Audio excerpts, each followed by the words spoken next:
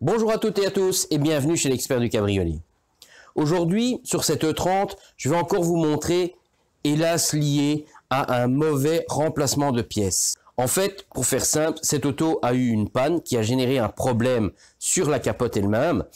Le garage qui est intervenu a juste démonté, remonté, sans rien de plus pour remplacer ce qu'il semblait juste être cassé. Mais en fait, comme je me tue à le dire sur de nombreuses pièces de cabriolet, ça n'est pas juste démonter, remonter. Il y a après une multitude de réglages à refaire. La pièce n'est pas réglée en usine.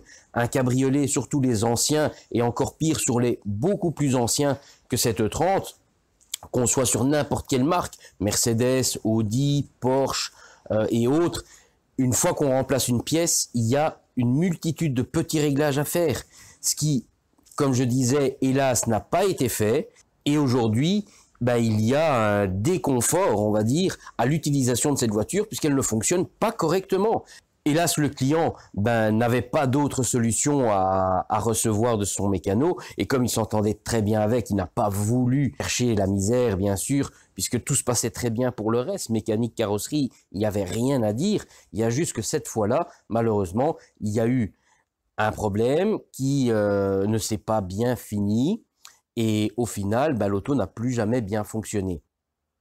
Aujourd'hui, l'auto vient chez moi, évidemment, pour un remplacement de capote, et en faisant mon petit check avant travaux pour vérifier que tout fonctionne bien, là, je me rends compte, en fait, qu'il n'y a plus grand-chose qui fonctionne bien.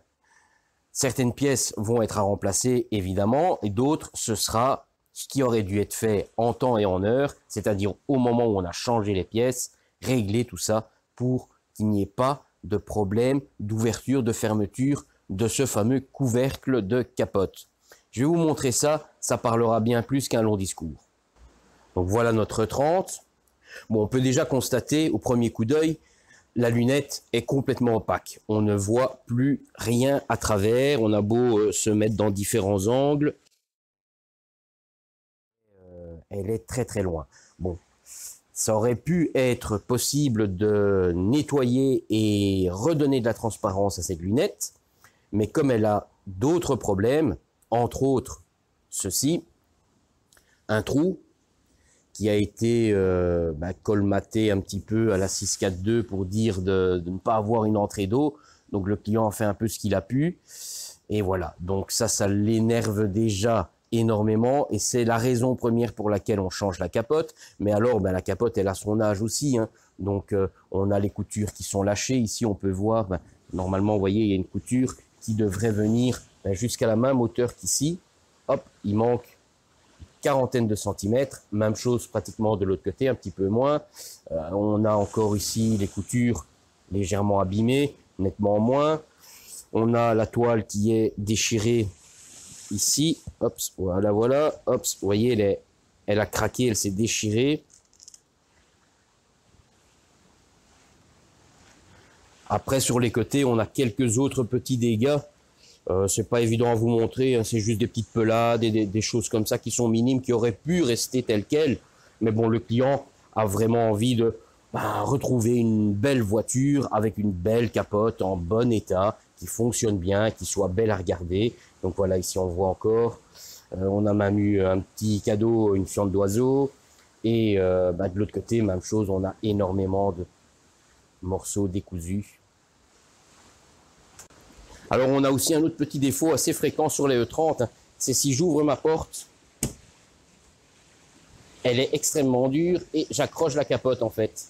Vous voyez, je viens frotter, il faut vraiment appuyer sur la vitre pour la faire passer. Ça c'est très très fréquent, hein. On rencontre ce genre de problème assez souvent sur les E30. Alors on peut voir, hein, il y a des petites gouttes d'eau qui sont tombées et la capote est complètement poreuse. On n'a plus du tout d'effet perlant. Donc le test de la goutte d'eau vient d'être fait. Comme ça, vous le voyez également, il n'y a plus de protection imperméabilisante sur cette capote. Voilà, si j'ouvre, on a un problème qui est aussi fréquent. La partie arrière ne va pas assez loin et du coup, le couvercle accroche déjà à la levée. Donc ça, c'est un problème au niveau des tendeurs. ça va être réglé puisque je change la capote et j'en remettrai des neufs directement. Donc je vais le faire manuellement.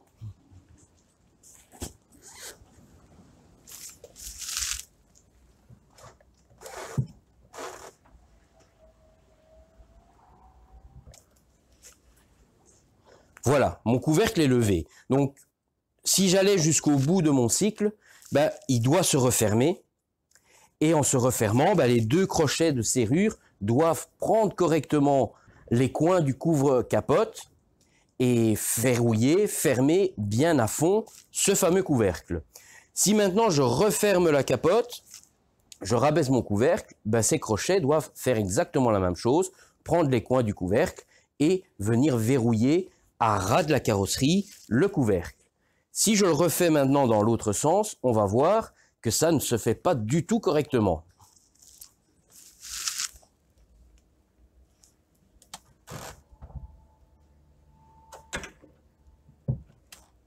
Bon voilà, j'ai pas su vous le montrer en mouvement direct sur la voiture, mais voilà, en fait, si on regarde d'un peu plus près, eh ben ici, je sais passer ma main. Donc mes crochets n'ont pas verrouillé à fond le couvercle de capote et mon cul de capote a déjà commencé à basculer vers l'arrière pour se fermer. Donc si j'appuie à la main, on le voit, j'arrive à le mettre dessus, mais en fait, c'est parce que j'appuie dessus. Si je tire à peine, ça remonte. Ce qui ne serait totalement impossible à faire normalement, puisque c'est une capote à fonctionnement électrique et que toute la manœuvre est commandée par des tringleries, des moteurs ou autres. Donc, ça ne peut pas être fait manuellement comme ça. Il y a un problème. Et oui, ce problème vient du système, à mon avis, ou qui tire sur les serrures ou du mécanisme qui actionne les tringleries qui tirent. Donc là, il va falloir que je regarde, que je constate un petit peu lequel est mal réglé ou mal monté et opérer les différents travaux pour repositionner ça correctement ou régler correctement les différents éléments ou l'élément fautif qui pose ce problème de fonctionnement. Parce que évidemment, si je la bascule à fond, ben là, on n'aura pas juste la largeur de 2 cm, on aura beaucoup plus, puisque la capote rentre dans son bac, et c'est le couvercle qui vient finir de l'écraser en prenant les serrures et en verrouillant le tout. Donc, si il n'a pas assez de course pour aller chercher ses crochets et venir verrouiller le tout, ben vous avez la capote qui va rester relevée de 3-4 cm, ce qui est pas bon du tout, puisque c'est une prise au vent, c'est risqué d'aller croquer l'élément et autres, et esthétiquement, ça fait pas bien du tout, tout simplement. La capote n'est pas fermée à fond. Donc voilà, ici, j'ai un remplacement de capote, ça vous vous en doutiez. J'ai plusieurs éléments accessoires en même temps à remplacer, comme certains tendeurs et autres. Et en plus de mon travail, comme il n'est pas rare, j'aurai une multitude de réglages ou de pièces à contrôler pour les repositionner ou les re-régler correctement et que ça puisse fonctionner à nouveau bien comme ça devait depuis toujours.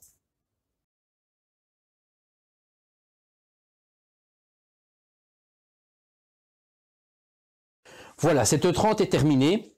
Donc, comme vous pouvez déjà certainement constater, j'ai mis une nouvelle capote avec une partie des accessoires, comme on avait pu voir en début de vidéo, ça ne fonctionnait pas exactement comme ça aurait dû.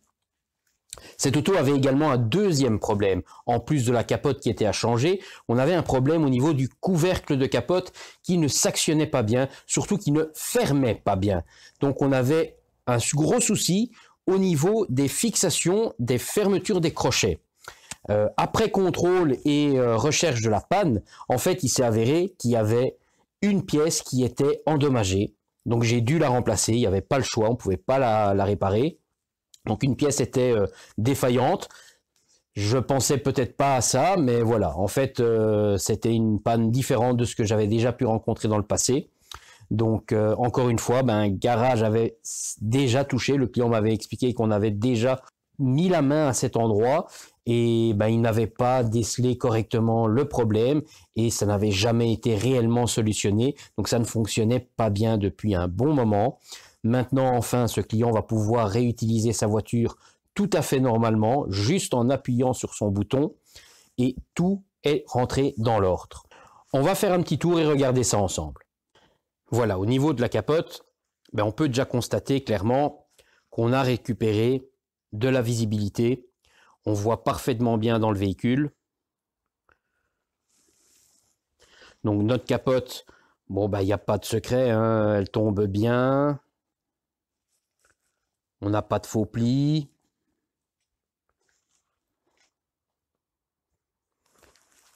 Si on essaye d'ouvrir les portes, on n'accroche pas au niveau des vitres. On est un chouïa en dessous même. Avec d'une voiture à une autre, ça varie un petit peu. On a un petit espace, donc c'est parfait. On n'est pas trop près, on ne force pas. Notre lunette est bien tendue, bien posée.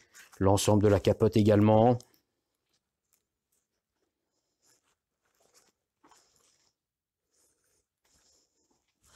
Idem pour la vitre de ce côté. Ce côté, on est un petit peu plus ajusté. On peut voir que là, on passe vraiment comme c'est, pile poil à fleur, sans toucher. On peut claquer sans accrocher la vitre. Je vais quand même vous montrer le problème qu'on avait au niveau du couvercle, que maintenant, tout est bien rentré dans l'ordre, que le couvercle se verrouille bien, correctement et à fond pour avoir une bonne position de l'ensemble. Comme j'ai déjà expliqué dans d'autres vidéos, avant d'ouvrir la capote, première chose, baisser les 4 vitres pour libérer l'espace et que la capote puisse être manipulée sans aucune gêne. Donc je vais commencer par baisser mes carreaux évidemment. Je baisse les deux de ce côté-ci, les deux opposés. Mon arrière et mon avant. Voilà. Je défais mes poignées.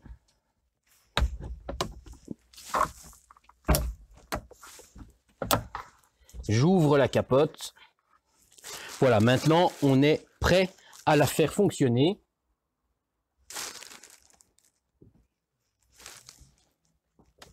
Comme on peut voir ici, c'est une des premières ouvertures après la mise en place, donc il faut toujours bien contrôler que la lunette se cintre bien. Elles n'ont pas forcément le cintrage de la voiture, puisque ça va arriver par après, elle va se donner par rapport à l'armature et elle va épouser cette armature, donc en prenant le bon galbe qu'elle doit avoir. Donc il faut toujours jeter un petit coup d'œil pour que la lunette se cintre bien, voire aller un petit peu plus lentement pour les premières ouvertures, ou si quelqu'un peut être à côté et venir appuyer au niveau de la lunette.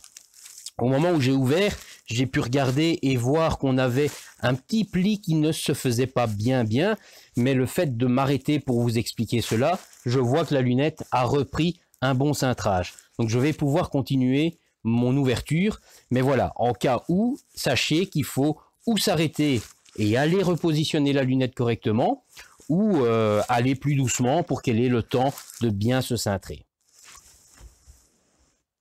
Donc si je continue mon ouverture, je peux voir qu'elle ne se met pas parfaitement bien. Donc je vais faire un petit peu marche arrière et aller la mettre en place correctement.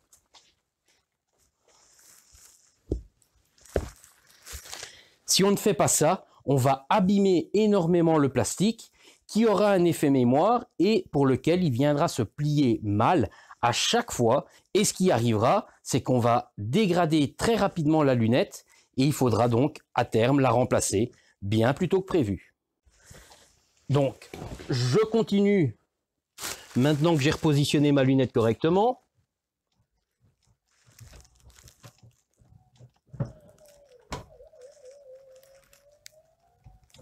Voilà, on peut voir mon couvercle s'est ouvert. Si, comme tout à l'heure, je voulais le fermer et ça ne l'avait pas fait, maintenant, on peut constater qu'il s'est bien décroché et qu'il s'est bien raccroché. Voilà, si on s'approche, on peut bien voir que sans aucune manipulation, il est bien verrouillé. Et si j'essaye de tirer dessus, ça ne va pas. Il est bien coincé par les serrures.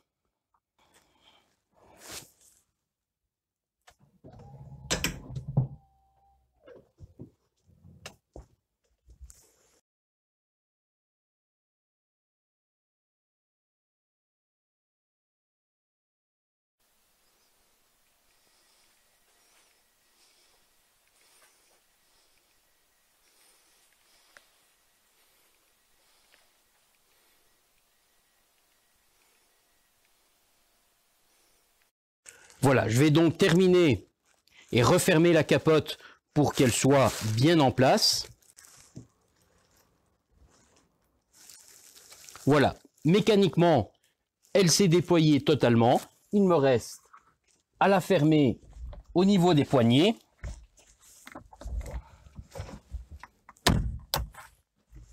Une et deux. Je n'ai plus maintenant qu'à remonter mes vitres et c'est terminé. Et voilà encore une voiture qui a été remise correctement en état de fonctionner sur l'intégralité de son mouvement, que ce soit le remplacement de la capote, la série d'accastillages qui provoquait certaines mauvaises manipulations et la fermeture de ce fameux couvercle à capote. Idem, on avait pu voir que la capote ne se pliait pas bien au niveau de l'avant et des choses comme ça, comme j'ai déjà expliqué dans d'autres anciennes vidéos par rapport à la E30. Voilà, j'ai remis tout ça comme ça aurait dû toujours être, en parfait état de fonctionner, avec une multitude de petits réglages qu'il faut peaufiner, qu'il faut ajuster pour que ce soit bien parfaitement réglé et monté. C'est sûr que si on fait de l'à peu près, ben ça va fonctionner à moitié. Comme on pouvait voir en début de vidéo, le couvercle basculait bien dans un sens, basculait bien dans l'autre, mais ne finissait pas, sa fermeture ne finissait pas au niveau des crochets, ce qui posait énormément de problèmes quand on décapotait totalement la capote, puisque là, on n'arrivait du coup plus à fermer le couvercle correctement à fond.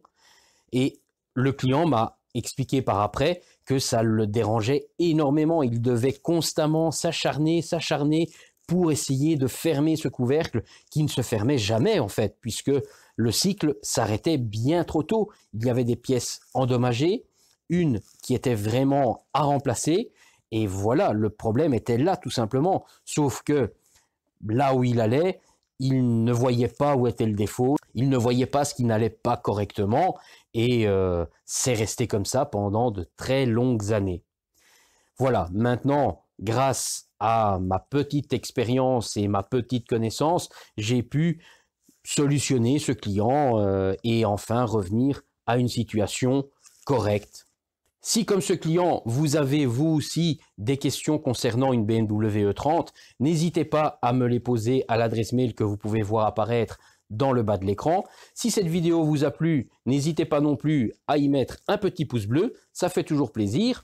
Et si ce n'est pas déjà fait, abonnez-vous à la chaîne. Peut-être à bientôt ici à l'atelier. Ciao, ciao!